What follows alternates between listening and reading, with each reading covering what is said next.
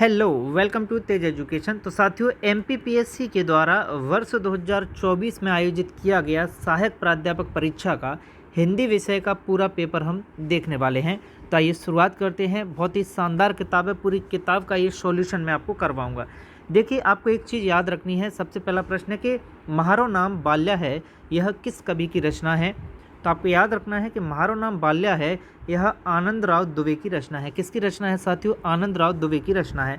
अब यहाँ से कुछ और भी प्रश्न बनते हैं। देखिएगा, यहाँ पर व्याख्या जो है ना बहुत शानदार दी गई है इस किताब में कि म्हारो नाम बाल्या है, यह जो है आनंदराव दुबे की प्रसिद्ध रचना है। और आनंदराव दुबे जो है मालवा बोली के प्रमुख साहित्यकार और कवि हैं। ठीक है, तो क्या प्रश्न तैयार होता है हमारा कि आनंदराव दुबे मालवी बोली के प्रमुख साहित्यकार और कवि हैं। ठीक है भाई। अब बात आती है कि आनंदराव दुबे जो हैं यह मालवी लोक जीवन और साहित्य में महत्वपूर्ण योगदान भाई इनका रहा है। जिस प्रकार वे अपनी रचना रामाजी रईगिया ने रेल जाती री, ये भी किसकी रचना है? ये भी आनंद राव दुबे की रचना है। और दूसरी थी म्हारो नाम बाल्या है, ये भी आनंदराव दुबे की रचना है। ठीक है, आगे बढ़ते हैं। प्रश्न बनता है कि किस कवि को उनके काव्य संग्रह विंध्य केर माटी ने पहचान दिलाई थी भाई? अर्थात विंध्य केर माटी जो है किसकी रचना है? तो आपको याद रखना है कि ये साथियों बाबूलाल दाहिया की रचना है। किसकी रचना है? बाबूलाल दाहिया की रचना है। आगे बढ़ते हैं। देखिए, कभी आपसे प्रश्न ये भी पूछ सकता है कि बाबूलाल दाहिया जो हैं इनका संबंध कहाँ से है? तो भाई ये मध्य प्रदेश के सतना के निवासी हैं भाई। कहाँ के? मध्य प्रदेश के सतना के निवासी हैं। और बाबूलाल दाहिया मुख्य रूप से बघेली भाषा के कवि हैं। और अभी ऊपर हमने देखा था कि आनंदराव दुबे जो थे वो मालवी बोली से संबंध रखते हैं, मालवी बोली के प्रमुख साहित्यकार कवि थे। आगे बढ़ते हैं। प्रश्न बनता है अगला। देखिएगा, प्रश्न पूछा कि लोक कथा की दृष्टि से उदयन की कथा का जो संबंध है भाई वो किससे है? मालवा से है, बुंदेलखंड से, निमाड़ से या बघेलखंड से? तो इसका सही जवाब है आपका मालवा। ठीक है भाई। उदयन जो है, उदयन का संबंध किससे है भाई? मालवा क्षेत्र से है। ठीक है, आगे बढ़ते हैं। चलिएगा नेक्स्ट प्रश्न क्यों। नेक्स्ट प्रश्न है कि किस जनजातीय क्षेत्र में लक्ष्मण जति का कथानक प्रचलित है भाई? तो ऐसा जनजातीय क्षेत्र जिसमें लक्ष्मण जति का कथानक प्रसिद्ध है या प्रचलित है, ये मालवा है या बुंदेलखंड, निमाड़ या बघेलखंड? तो याद रखिएगा ये है आपका कौन सा साथियों? बघेलखंड में ये प्रचलित है। ठीक, आगे बढ़ते हैं। देखिएगा, लक्ष्मण जति अर्थात लक्ष्मण जति का कथानक जो है मुख्य रूप से बघेलखंड के जनजातीय क्षेत्र विशेषकर सीधी और शहडोल के गोंड आदिवासियों में बहुत प्रचलित है। ठीक है, नेक्स्ट प्रश्न देखिएगा। प्रश्न बनता है कि सर जॉर्ज ग्रियर्सन ने निमाड़ी को क्या माना है भाई? दक्षिणी राजस्थान माना है या डूंडाड़ी, बघेली माना है या सोरठी माना है? तो याद रखिएगा कि सर जॉर्ज ग्रियर्सन ने भाई निमाड़ी को क्या माना है? दक्षिणी राजस्थान माना है। ठीक, विकल्प ए इसका सही जवाब है। अब कुछ खास प्रश्न और भी आपके तैयार होते हैं। देखिएगा, व्याख्या में बहुत शानदार फैक्ट दिए हैं कि सर जॉर्ज अब्राहम ग्रियर्सन ने अपने प्रसिद्ध ग्रंथ लिंग्विस्टिक सर्वे ऑफ इंडिया, ठीक है भाई, इसमें निमाड़ी बोली का भाषा वैज्ञानिक वर्गीकरण किया है। तो लिंग्विस्टिक सर्वे ऑफ इंडिया जो है ग्रंथ किसका है? जॉर्ज अब्राहम ग्रियर्सन का है। और इन्होंने निमाड़ी को दक्षिणी राजस्थान के अंतर्गत रखा है। इनका मानना था कि भाई निमाड़ी बोली पर जो है गुजराती, भीली और खानदेशी और राजस्थानी का प्रभाव है। और यह मालवी की उपबोली या राजस्थानी भाषा परिवार का ही एक दक्षिणी विस्तार है, ऐसा जॉन अब्राहम ग्रियर्सन ने माना था। ठीक है, आगे बढ़ते हैं। प्रश्न बनता है कि विंध्य कोकिल की उपाधि से विभूषित भाई किसे किया गया था? बहुत अच्छा प्रश्न है कि विंध्य कोकिल की उपाधि से भाई कृष्णानंद व्यास को विभूषित किया या शंकरलाल शुक्ल को, भैयालाल व्यास को या फिर माधव शुक्ल को? तो आप याद रखिएगा कि साथियों क्या भैयालाल व्यास को जो है विंध्य कोकिल की उपाधि से विभूषित किया गया। इतना आप अच्छे से याद रखें। ठीक है भाई। अब चलिएगा, प्रश्न क्रमांक 7 है आपकी स्क्रीन पर। हाँ, प्रश्न है कि वर्तमान में चौमासा पत्रिका के प्रधान संपादक भाई कौन है? तो वर्तमान में चौमासा पत्रिका जो है इसके प्रधान संपादक हैं डॉक्टर धर्मेंद्र पारे। कौन है भाई? डॉक्टर धर्मेंद्र पारे। अगला प्रश्न है कि आदिवासियों को नृत्य में कतार बनाने की प्रेरणा कहाँ से मिली भाई? कौवा पक्षी से मिली, या कुरुल पक्षी से, कोयल पक्षी से, या कबूतर पक्षी से? तो कुरुल पक्षी से जो है कतार बनाने की प्रेरणा आदिवासियों को मिली, इसीलिए वे नृत्य में क्या है, कतार बनाते हैं इस पक्षी की भांति। ठीक है, नेक्स्ट प्रश्न है, देखिए निम्नलिखित लोकनाट्य को संबंधित क्षेत्र से आपको मिलाना है भाई। ठीक है, तो इधर लोकनाट्य आपके दिए गए हैं, इधर क्षेत्र दिया गया, कौन सा लोकनाट्य कौन से क्षेत्र का है ये आपको बताना है। ठीक, तो इसका सही देखिएगा, जो ख्योड्या है, ख्योड्या ये है बुंदेलखंड का। ठीक है, और माछ है आपका मालवा का, और ठोट्या जो है ये है आपका निमाड़ का, और छाहुर है आपका कहाँ का भाई, बघेलखंड का। छाहुर कहाँ का है, बघेलखंड का है, इतना आप याद रखिएगा। ठीक है भाई, आगे बढ़े हैं। चलिए अगला प्रश्न है कि आदिवासी लोक कला अकादमी की जो स्थापना है कब की गई? तो आदिवासी लोक कला अकादमी की स्थापना की गई भाई 1980 में। कब की गई? 1980 में स्थापना की गई। अब बात करें कि आदिवासी लोक कला अकादमी कहाँ पर है, तो ये है आपके कहाँ पर भाई, भोपाल में है, 1980 में जिसकी स्थापना की गई। इस आदिवासी लोक कला अकादमी की स्थापना की गई, इसका उद्देश्य क्या था? तो इसका उद्देश्य था जनजातीय एवं लोक कलाओं को प्रोत्साहित करना, उनका संरक्षण करना और उनका सर्वांगीण विकास करना। ठीक है भाई, आपको कुछ चीज़ें और याद रखनी है कि जो लोकरंग समारोह है, निमाड़ उत्सव है, चौमासा पत्रिका का प्रकाशन है, ये सभी इसी अकादमी के महत्वपूर्ण कार्य हैं। किसके भाई? आदिवासी लोक कला अकादमी के महत्वपूर्ण कार्य हैं, जिसकी स्थापना 1980 में भोपाल में की गई। प्रश्न बनता है आपका, देखिए प्रश्न क्रमांक 7 के बाद आपका प्रश्न क्रमांक 11। ठीक है, देखिए 11 कि किस अनुच्छेद के तहत जो है अनुसूचित जनजातियों के साथ किसी भी प्रकार के भेदभाव को वर्जित माना गया है? तो ये है आर्टिकल 15(1)। इसके द्वारा अनुसूचित जनजातियों के साथ किसी भी प्रकार के भेदभाव को वर्जित माना गया है। ठीक, आगे आपको और भी कुछ याद रखना है कि भारतीय संविधान का जो आर्टिकल है ये स्पष्ट रूप से कहता है कि राज्य किसी भी नागरिक के विरुद्ध केवल धर्म, मूलवंश, जाति, लिंग, जन्म स्थान या इनमें से किसी के आधार पर कोई भेदभाव नहीं करेगा। इसी मौलिक अधिकार के तहत जो है अनुसूचित जातियों और जनजातियों के साथ हर प्रकार के सामाजिक भेदभाव को निषिद्ध और वर्जित घोषित किया गया है। ठीक, अगला प्रश्न है, देखिएगा कि किस भक्त कवि ने स्वयं को जानकी जी की सखी माना? तो स्वयं को जानकी जी की सखी जो माना है भाई, वो किसने माना है? अग्रदास ने माना है साथियों। किसने माना है? अग्रदास ने माना है स्वयं को जानकी जी की सखी। ठीक है, आपको ये भी अच्छे से याद रखना है कि इन्होंने जो है कृष्ण भक्ति की सखी संप्रदाय की तर्ज पर स्वयं को माता जानकी सीता जी की सखी माना। सखी रूप में उन्होंने अपना नाम क्या रखा है? तो अपना नाम उन्होंने अग्र अली रखा सखी के रूप में। और ध्यान मंजरी नामक ग्रंथ की रचना कर राम सीता की श्रृंगारिक लीलाओं का वर्णन भाई उन्होंने किया है। ठीक है, तो अब आपसे प्रश्न ये भी पूछा जा सकता है कि राम सीता की श्रृंगारिक लीलाओं का जो वर्णन है किसने किया है? तो भाई साहब ये किया है अग्रदास ने। ठीक है, और ये ग्रंथ कौन सा है भाई? तो ये है ध्यान मंजरी नामक ग्रंथ। इसमें जो है राम सीता की श्रृंगारिक लीलाओं का वर्णन मिलता है। आगे बढ़ते हैं, देखिएगा प्रश्न 13 है कि माधवानल कामकंदला, ठीक है, माधवानल और कामकंदला किस भाषा में लिखा गया है? ब्रज में, राजस्थानी, अवधी या अपभ्रंश? तो आप याद रखिएगा ये राजस्थानी भाषा में भाई लिखा गया है। ठीक है, अगला प्रश्न है, देखिएगा प्रश्न है कि झर लागे महलिया गगन गहराए, खन गरजे खन बिजली चमके, लहर उठे शोभा बरने न जाए। इस पंक्ति में किस संत की है भाई ये पंक्ति? तो याद रखें ये धर्मदास की है। किसकी है? धर्मदास की है। अगला प्रश्न है कि इन कृष्णोपासक वैष्णव कवियों ने जीवन के प्रति अनुराग जगाया या कम से कम जीने की चाह बनी रहने दी? उक्त कथन जो है किस आलोचक का है? तो ये कथन है साथियों किसका? आचार्य रामचंद्र शुक्ल का है। किसका है? आचार्य रामचंद्र शुक्ल का है ये कथन। अब देखिएगा प्रश्न क्रमांक 16 है कि भाई इनके कहे कौन डहकावे ऐसी कौन अजानी? इस पंक्ति में जो है डहकावे शब्द का क्या आशय है? तो इस पंक्ति में डहकावे शब्द का आशय है ठगाए।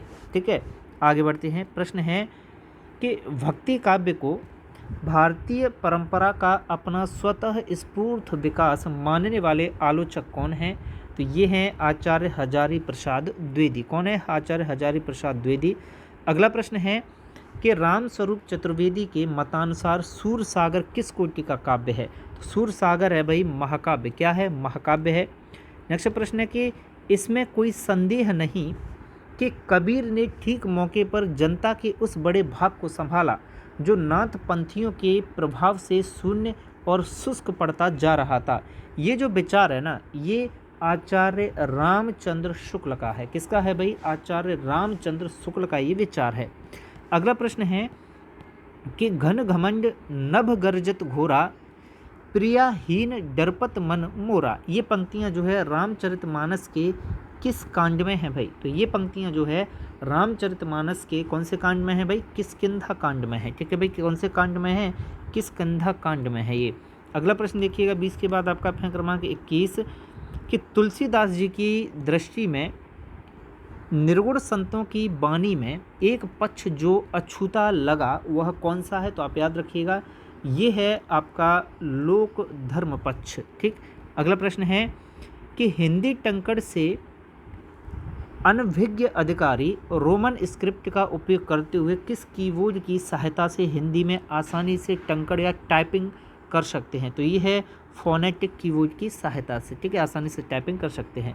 प्रश्न है कि निम्नलिखित में से किसकी सहायता से प्रशासनिक, वित्तीय, सूचना प्रौद्योगिकी तथा शिक्षा क्षेत्र में अंग्रेजी के परिपत्रों, आदेशों, कार्यालय ज्ञापनों आदि का हिंदी अनुवाद जो है कर सकते हैं?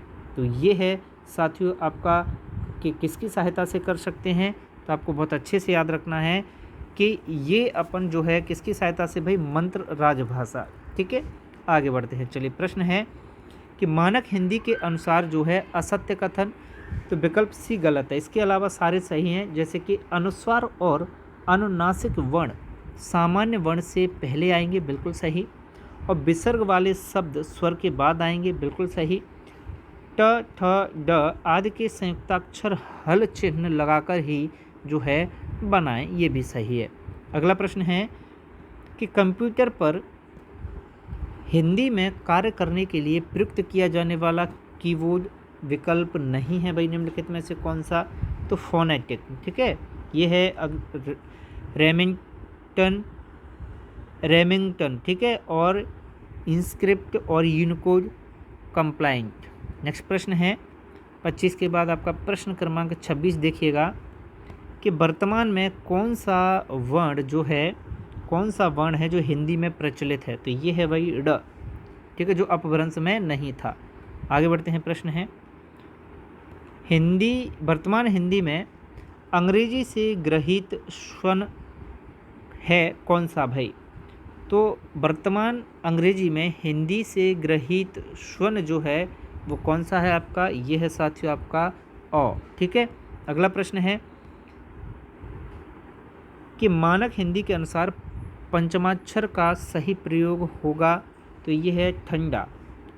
अगला प्रश्न है कि भारतीय अंकों का अंतर्राष्ट्रीय रूप अनुच्छेद कौन से में जो है स्वीकार किया गया है? तो ये अनुच्छेद 343(1) में स्वीकार किया गया है।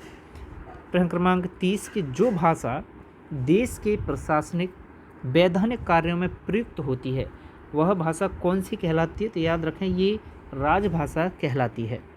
प्रश्न है कि मेरी ममता ही वह नीति थी, मर्यादा थी, अंधा युग से उद्धृत ये कथन है भाई। ठीक है, और यह कौन से पात्र का कथन है कि मेरी ममता ही वह नीति थी, मर्यादा थी? तो अंधा युग से लिया गया है इस कथन को। ये कौन से पात्र का कथन है? तो याद रखिएगा ये है धृतराष्ट्र का कथन। नेक्स्ट प्रश्न है प्रश्न क्रमांक 32 देखिएगा कि प्रसाद जी आधुनिक हिंदी में वास्तववाद, वस्तुतंत्र के भी प्रवर्तक हैं। यह किस आलोचक का मत है? तो ये मत है भाई किसका? मुक्ति बोध का। अगला प्रश्न है कि कविता में खड़ी बोली के समर्थक थे और गद्य में खड़ी बोली के प्रयोग के हिंदूवादी भी थे और हिंदू मुस्लिम एकता के समर्थक भी। भारतेंदु हरिश्चंद्र के संबंध में यह कथन जो है कौन से आलोचक ने कहा है? तो ये कथन है साथियों रामविलास शर्मा का। किसका? रामविलास शर्मा का। अगला प्रश्न है कि भारतेंदु लिखित अंधेर नगरी नाटक जो है, अंधेर नगरी नाटक, ठीक है भाई, किसने लिखा है? भारतेंदु ने। निम्नलिखित दृश्यों के स्थान का सही क्रम क्या है? तो इन पूरे क्रम अगर मैं बताऊं तो ये जंगल, फिर राजसभा, फिर अरण्य, फिर शमशान। अगला प्रश्न है कि एक लंबी कविता का अंत निबंध में लिया गया उद्धृत निम्नलिखित कथन जो है किसका है? कथन है कि भारत की एकमात्र आशा उसकी जनता है, उच्चतर वर्ग दैहिक और नैतिक रूप से मृतवत हो गए हैं। ये किसका जो है कथन है? आप याद रखिएगा, ये स्वामी विवेकानंद का कथन है। अगला प्रश्न है कि चंद्रगुप्त नाटक से संबंधित पात्र परिचय को भाई आपको सुमेलित करना है, ठीक है। तो इसका है, देखिएगा सही जवाब मैं बता देता हूँ। पहले पात्र दिया है, फिर उसका परिचय दिया है। तो सबसे पहला है भाई बररुच, इसका होगा साथियों आपका मगध का अमात्य। और मालविका का होगा आपका क्या भाई? सिंधु देश की राजकुमारी, बिल्कुल सही है ये, ठीक है। इसका होगा सुभाषिनी का भाई शकटार की कन्या। और फिलिप्स का होगा सिकंदर का छत्रप, ठीक है। तो आपका दूसरे का और चौथे का तो सही दिया था बिल्कुल पहले से। आगे बढ़ते हैं, देखिएगा प्रश्न है 37 कि नारी का आकर्षण पुरुष को पुरुष बनाता है। नारी का आकर्षण पुरुष को पुरुष बनाता है तो उसका अपकर्षण उसे गौतम बुद्ध बना देता है।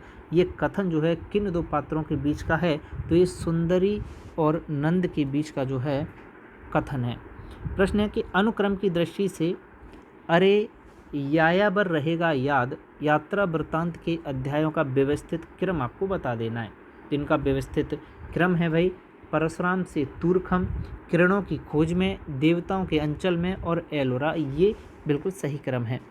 नेक्स्ट प्रश्न है कि उनकी दृष्टि में वही रहता है जो उनके हृदय में है और हृदय में वही रहता है जो उनके वचन में है।